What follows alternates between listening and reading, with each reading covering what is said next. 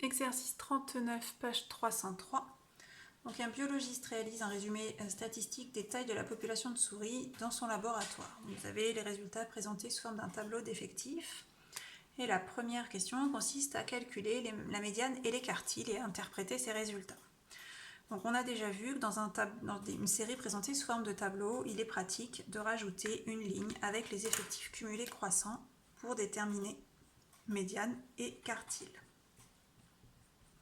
Alors, effectif cumulé croissant, donc là c'est 10, 10 plus 25, 35, 35 plus 16, 51, 51 et 9, 60, 60 plus 7, 67, et 60 plus 3, 70. Donc, on commence avec la médiane.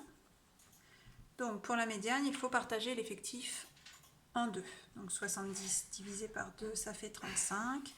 Donc, il faut aller chercher la 35e valeur et la 36e valeur. Donc, la 35e valeur, on voit que c'est un 9.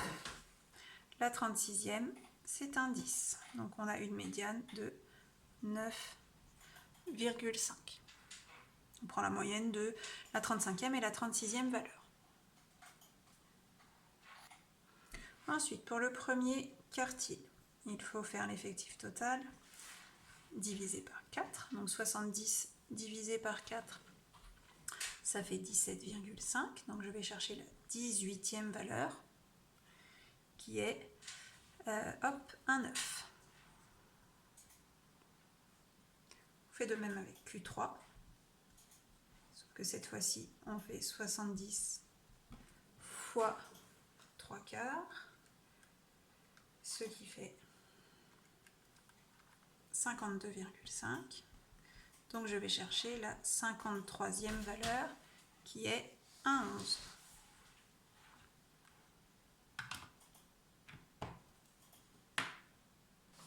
Alors avec ces trois résultats, on me demande de rédiger une phrase qui les interprète. Donc la médiane, ça veut dire que au moins la moitié des souris a une longueur inférieure ou égale à 9,5 cm et que au moins la moitié des souris a une longueur supérieure ou égale à 9,5 cm.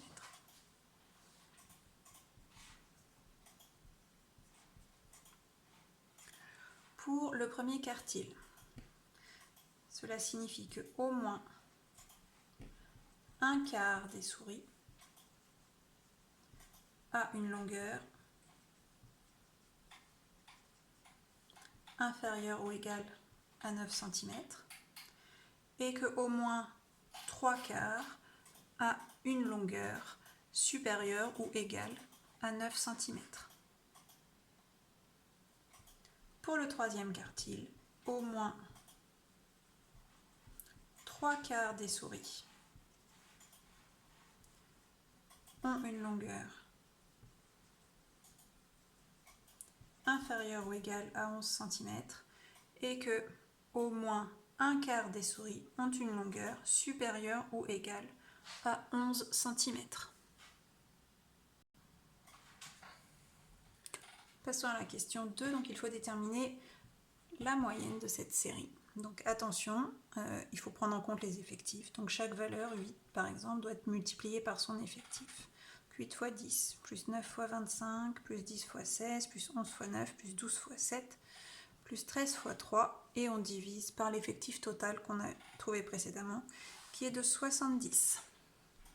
Alors, on trouve une valeur arrondie au centième de environ 9,81 cm. On va maintenant calculer l'écart type. Pour calculer l'écart type, il faut d'abord calculer la variance. Donc pour la variance, on prend chaque effectif et on multiplie par la différence au carré de la valeur moins la moyenne, 9,81. Je fais ça jusqu'à la fin, jusqu'à la dernière, donc 3 fois 13 moins 9,81 au carré, et on n'oublie pas de diviser par l'effectif total. Donc après calcul, on trouve environ 1,81. Donc l'écart type, qui est égal à la racine carrée de la variance, donc en racine carrée de 1,81, donne environ 1,35 cm. Alors, il est rare qu'on demande d'interpréter ces résultats, donc on va malgré tout le faire. Donc la moyenne de 9,81 signifie que si nos 70 souris avaient toutes la même longueur, pour arriver à la même longueur totale, il faudrait que chacune mesure environ 9,81 cm.